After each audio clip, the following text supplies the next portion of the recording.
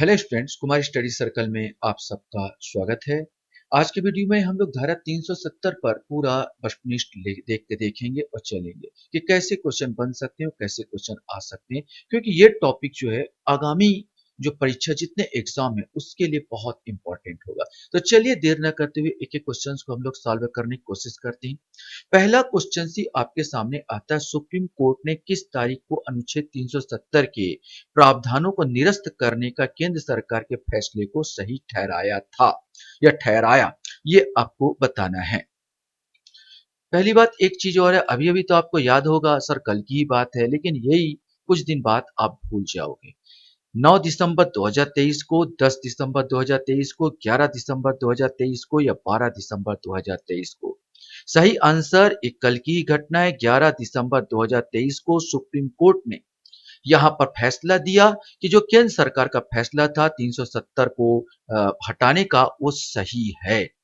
केंद्र सरकार ने जम्मू कश्मीर में लागू अनुच्छेद 370 को कब निरस्त किया था? अब केंद्र सरकार कब इसको निरस्त किया था, ये पुरानी घटना है कि कब इस 370 को हटाया था। अब याद करके आप देखेंगे कि वास्तव में आपसे बन रहा है कि नहीं बन रहा है। मैं यही कहता हूं कि आप जब नए चीजें तो आपको याद होगा, लेकिन 2 दिन बाद आप भूल जाते हो। तो 11 दिसंबर 2023 को सुप्रीम कोर्ट ने इसको हरी झंडी दी।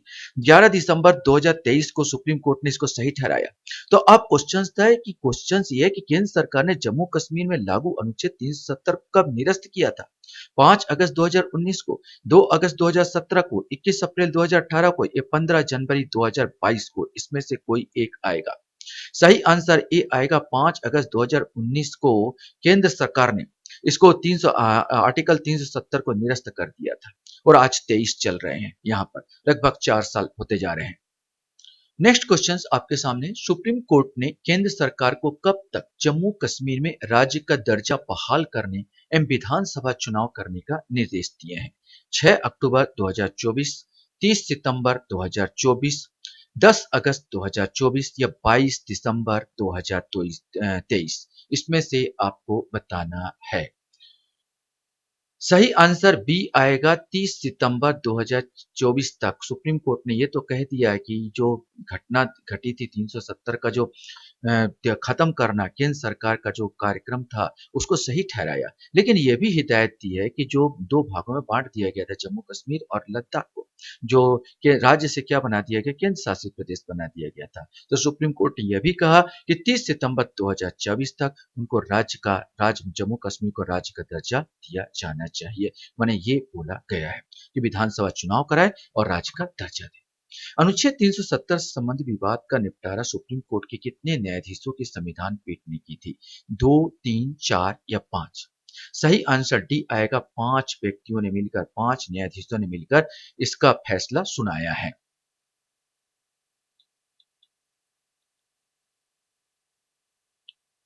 क्वेश्चन हमारे सामने यहाँ पर आता है कि अनुच्छेद 370 से संबंधित विवाद का निपटारा के लिए बनी न्यायाधीशों के विधान पीठ के अध्यक्ष कौन थे, ये आपको बताना है। न्यायाधीश डी वाई चंद्रचूड़, न्यायाधीश संजय किशन कौल, न्यायाधीश संजीव खन्ना या न्यायाधीश B R Gavai. Supreme Court के मुख्य न्यायाधीश ही इसके अध्यक्ष थे। न्यायाधीश डी वाई चंद्रचूड़ इसके अध्यक्ष थे। सुप्रीम कोर्ट के अनुसार जम्मू कश्मीर को राज्य का विशेष दर्जा देने वाला संविधान अनुच्छेद 370 की प्रकृति कैसी है?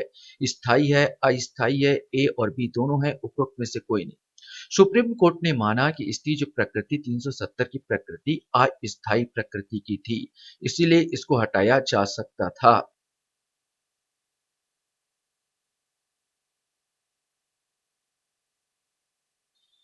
क्वेश्चन हमारे सामने यहाँ पर आया है कि संविधान के किस अनुच्छेद के तहत राष्ट्रपति अनुच्छेद 370 का अस्तित्व खत्म करने की एक तरफा अधिसूचना जारी कर सकते हैं? 370(1), 370(2), 370(3), 370(4? सही आंसर था 370(3). सुप्रीम कोर्ट ने कहा कि जो याचिकाकर्ता जो अपोजिट पार्टी के लगाए थे कि राष्ट्रपति इस प्रकार का एक तरफा अधिसूचना द्वारा 370 को निरस्त नहीं कर सकता। जब संविधान जो बांचने वाले या संविधान को देखने को न्यायाधीशों ने संविधान को देखा और परखा, तो उन्होंने अपना फैसला में कहा कि 370(3) के तहत राष्ट्रपति इसको एक तरफा खत्म कर सकता है, उसको किसी सूचना की जरूरत नहीं है, ये उन्होंने निर्देश दिया। तो सही आंसर आएगा 370(3). सर्वोच्च न्यायालय ने 11 दिसंबर 2023 को किस अनुच्छेद को निरस्त करने का ऐतिहासिक फैसला सुनाया? 370, 35 ए, 371 और ए एवं बी दोनों।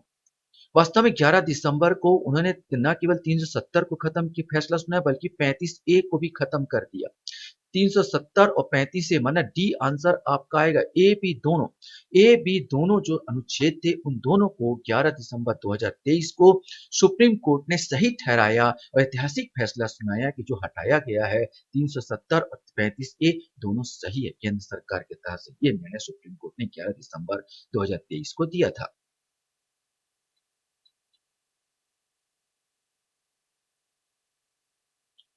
क्वेश्चन हमारे सामने है, अनुच्छेद 370 संविधान के किस अध्याय का हिस्सा है?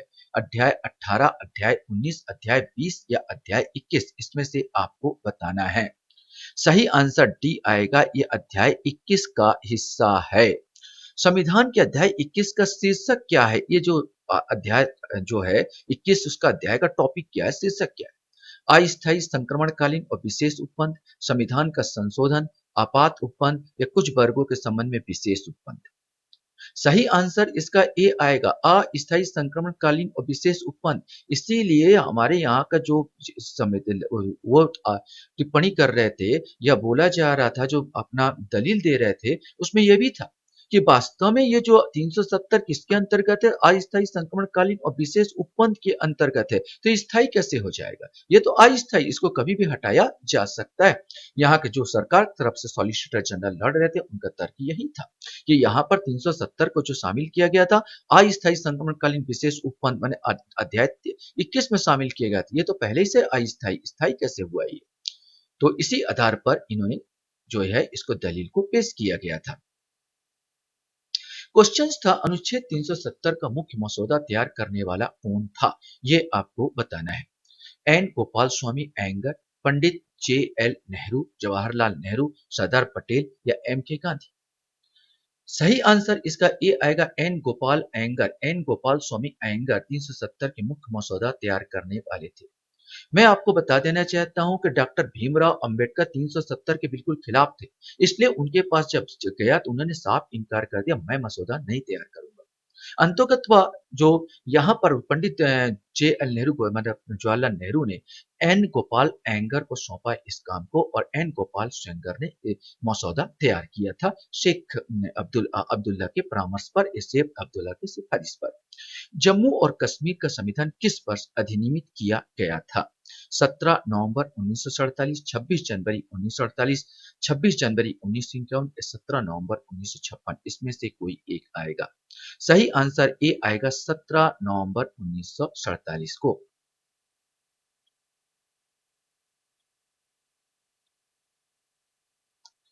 क्वेश्चन हमारे सामने यहाँ पर आता है, जम्मू और कश्मीर का संविधान किस वर्ष लागू किया गया था?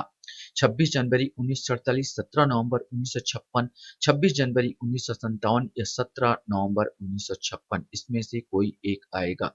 सही आंसर सी आएगा, 26 जनवरी 1957 को पुराना जो उनका संविधान है उसको लागू किया गया था। जम्मू कश्मीर और लद्दाख के केंद्र शासित बनने के बाद भारत में केंद्र शासित प्रदेश की संख्या कितनी हो गई है? 6, 8, 9 या 7? इसमें से आपको बताना है। सही आंसर सी आएगा, उस संख्या बढ़कर 9 हो गई, 7 से बढ़कर 9 हो गई है।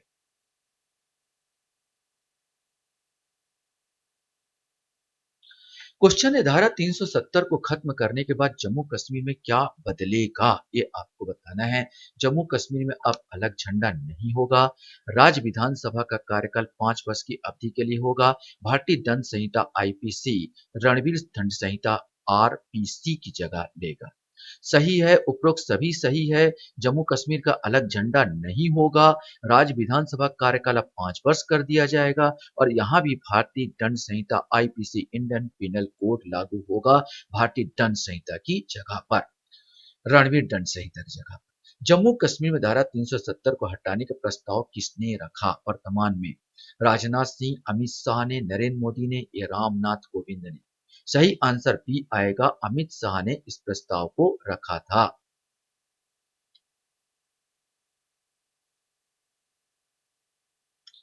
क्वेश्चन हमारे सामने यहाँ पर आता है, जब जम्मू कश्मीर आजाद हुआ तब इसके महाराजा कौन थे? कॉमन क्वेश्चन सबको पता होना चाहिए। राजा रणजीत सिंह, राजा गोविंद सिंह, राजा हरि सिंह या इनमें से कोई नहीं। सही आंसर सी आएगा, राजा हरि सिंह। कौन सा अनुच्छेद जम्मू कश्मीर को राज्य विधायिका को स्थायी निवासियों को परिभाषित करने और उन्हें विशेष अधिकार प्रदान करने का अधिकार देता है?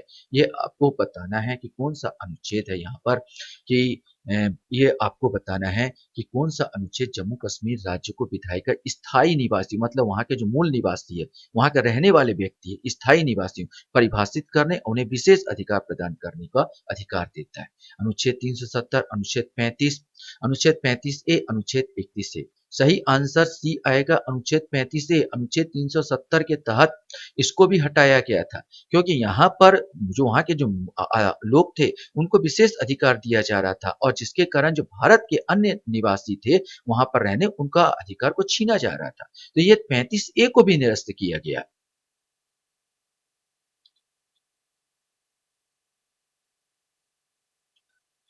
क्वेश्चन हमारे सामने यहाँ पर आ रहा था, नीचे से सही कथन को चुनना है। जम्मू और कश्मीर का पुनर्गठन विधेयक 2019 राज्यसभा में पेश किया गया। जम्मू और कश्मीर पुनर्गठन विधेयक ने लद्दाख को बिना विधानसभा वाला केंद्र शासित प्रदेश बना दिया। केवल एक सही है, केवल दो सही है, एक और दो दोनों सही है, इनमें से कोई नहीं। सही आंसर सी आएगा, एक और दो दोनों सही है। सबसे पहले जम्मू कश्मीर पुनर्गठन 2019 राज्यसभा में पेश किया गया, और इसके बाद जम्मू कश्मीर में तो विधानसभा होगा, लेकिन लद्दाख में विधानसभा नहीं होगा। तो ऐसे केंद्र शासित प्रदेश अब तीन हो गए। एक आएगा दिल्ली, दूसरा आएगा आपका पांडिचेरी, और तीसरा आएगा जम्मू कश्मीर, जहां की ऐसे केंद्र शासित प्रदेश जहां पर विधानसभा है। लेकिन लद्दाख को बिना विधानसभा वाला केंद्र शासित प्रदेश बना दिया गया, या बनाया गया है।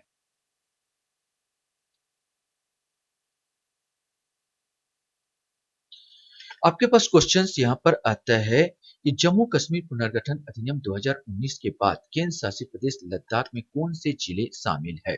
Kargil, Leh, Srinagar, A M B दोनों। तो पुनर्गठन जो है लद्दाख जो केंद्र शासित प्रदेश बनाया गया, उसमें डी आंसर अर्थात कारगिल और लेह दो जिले इसमें शामिल है। क्वेश्चन हमारे सामने, जम्मू और कश्मीर की राज्य विधानसभा के बारे में निम्नलिखित में से कौन सा सत्य है, ये आपको बताना है। जम्मू कश्मीर पुनर्गठन अधिनियम के अनुसार विधानसभा में सीटों की कुल संख्या 107 होगी। 107 सीटों में 24 सीटें जम्मू कश्मीर में कुछ क्षेत्रों के पाकिस्तान के कब्जे में होने के कारण खाली रहेगी। केवल एक, केवल दो, एक एम दो दोनों, इनमें से कोई नहीं। सही आंसर सी ही आएगा, एक एम दो दोनों। जो आपका नक्शा आप देखते हैं जम्मू कश्मीर का, उस नक्शे में ये जो भाग है ये पाक अधिकृत क्षेत्र है। अभी भी विधानसभा में इस पाक अधिकृत क्षेत्र का हमारा वादा है कि हम इसे कभी न कभी लेंगे। तो 24 सीट इसके लिए भी सुरक्षित रखा गया है। तो 160 टोटल 107 विधानसभा यहाँ पर है। 24 सीट अगर वर्तमान में मैं माइनस कर दूं तो अब जो होने वाला 7 में 4 गया आपका 3 आएगा, और 10 में तो 83 सीट का विधानसभा यहाँ पर जम्मू कश्मीर में बैठने वाला है या बैठेगा। आशा करता हूँ ये वीडियो आपको अच्छा लगा होगा। आप लोग मेरे वीडियो को वॉच करते हो इसलिए धन्यवाद। Thank you very much.